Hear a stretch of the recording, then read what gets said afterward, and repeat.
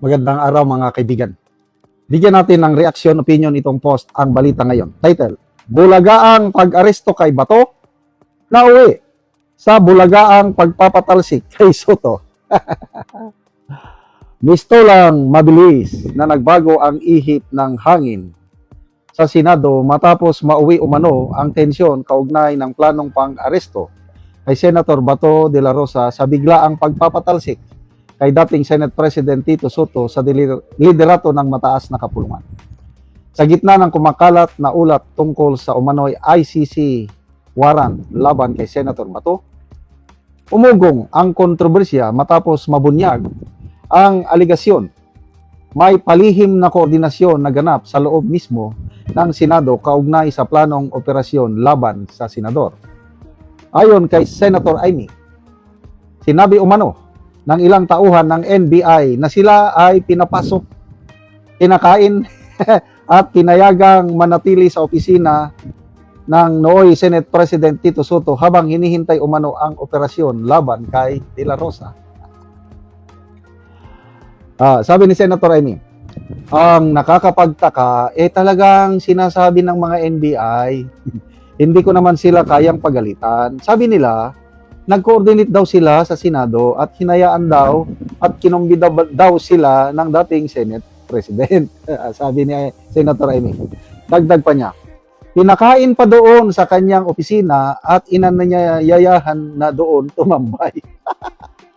Ay nako, lalong umiinit ang usapin matapos lumabas ang liham mula sa Office of the Senate Sergeant at Arms na inihanda bilang tugon sa direktiba ng bagong halal na Senate President Alan Peter Cayetano upang ilahad ang sequence of events kaugnay ng nangyari sa Senado noong Mayo 11. Sa naturang liham, nakasaad na bandang alas 7 ng umaga ay nakipag-ugnayan umano ang NBI-NCR Chief upang i-coordinate ang arrest order. Ayon pa sa dokumento, napagkasunduan umanong isasagawa lamang ang pag-aresto kapag naipakita ang warrant as per guidance of former Senate President Vicente Soto III.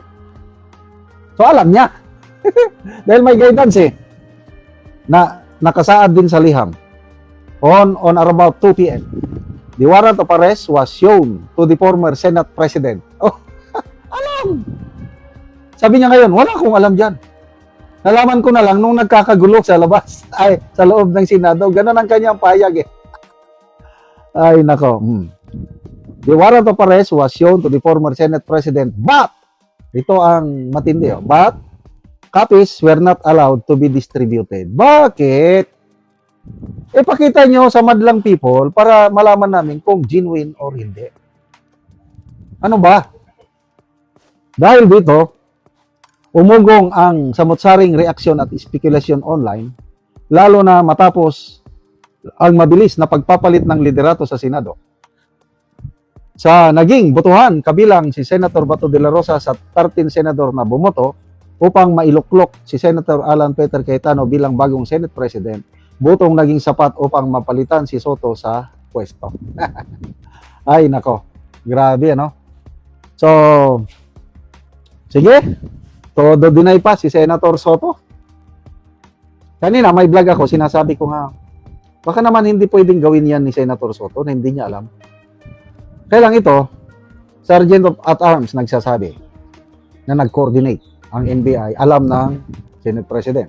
NBI Director nagsasabi na nakipag-coordinate ang mga agents ng NBI sa Senate President.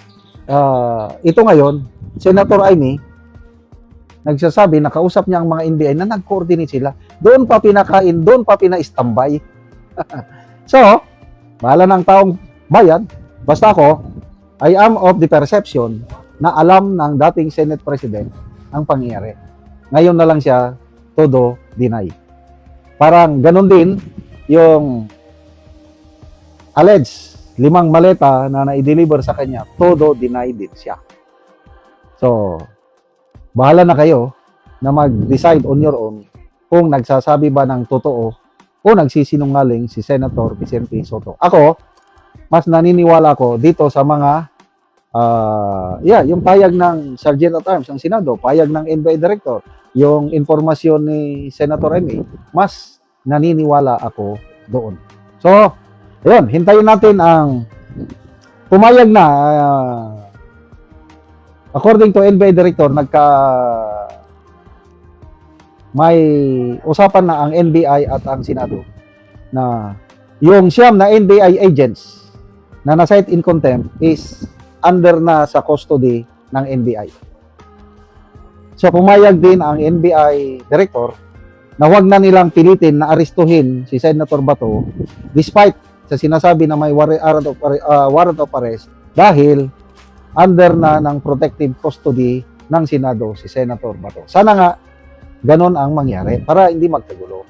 At hintayin na lang natin ang proseso. Ang tamang proseso, ulit-ulitin ko itong ipaliwanag para maintindihan ninyo. Kahit totoong may warrant of arrest na ang ICC, dapat ang Marcos Jr. administration, DOJ ba, NBI ba, police ba, dalhin sa korte, kahit saang korte, yung ICC warrant of arrest. At ang korte na natin, ang judge na natin, mag-determine ng parameters kung sapat ba yung ebidensya na nakalagay doon na maisyuhan ng warrant of arrest si Senator Bato. Kung gawin nila yon at hintayin ang magdesisyon ang Philippine courts, wala pong problema. Sabi ni Senator Bato, handa siyang sumagot.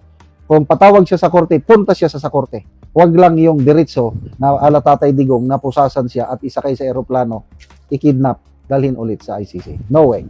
Salamat mga kaibigan sa inyong pagsubaybay sa channel nito.